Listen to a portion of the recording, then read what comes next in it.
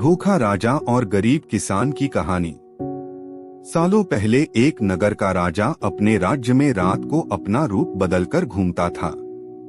वो रूप बदलने के बाद लोगों से मिलकर अपने यानी राजा के बारे में जानने की कोशिश करता और उनकी समस्याओं को समझता था। एक रात जब वह नगर घूमकर आया तो अचानक जोर से बारिश होने लगी। उसने देर किए बिना एक गरीब के घर का दरवाजा खटखटाया।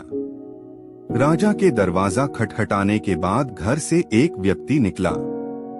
वह एक गरीब किसान था जो अपनी पत्नी और बच्चों के साथ रहता था। बारिश तेज थी तो किसान ने राजा को अंदर आने के लिए कहा। राजा ने घर में जाने के बाद पूछा, क्या आप मुझे कुछ खिला सकते हैं? मुझे बहुत तेज भूख लगी है। वो गरीब किसान और उसका परिवार 3 दिनों से भूखा था और उसके घर में एक भी दाना अन्न का नहीं था।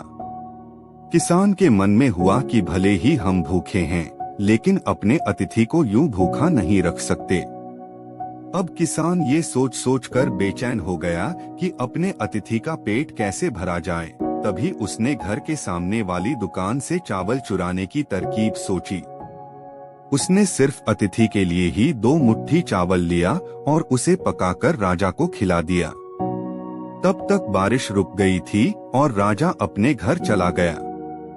दूसरे दिन दुकान का मालिक अनाज की चोरी की शिकायत लेकर राजा के पास पहुंचा।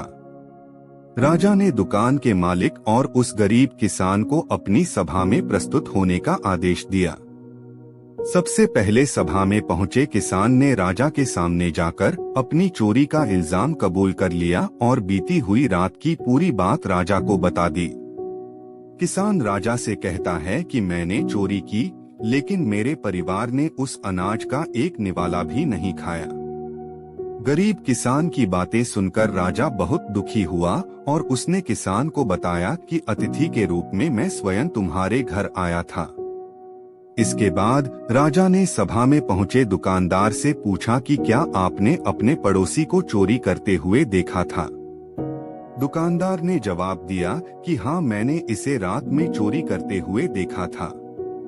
दुकानदार की बात सुनने के बाद राजा कहता है कि इस चोरी के लिए मैं पहले जिम्मेदार हूँ और फिर दूसरा तुम हो, क्योंकि तुमने अपने पड़ोसी को अनाज की चोरी करते हुए देखा, मगर कभी उसके भूखे परिवार को नहीं देखा। तुम अपने पड़ोसी होने का धर्म बिल्कुल निभा नहीं पाए। इतना कहने के बाद राजा ने दुकानदार को सभा से जाने के लिए कह दिया और किसान की अतिथि निष्ठा भाव को देखकर उसे 1000 सोने के सिक्के इनाम के रूप में दे दिया।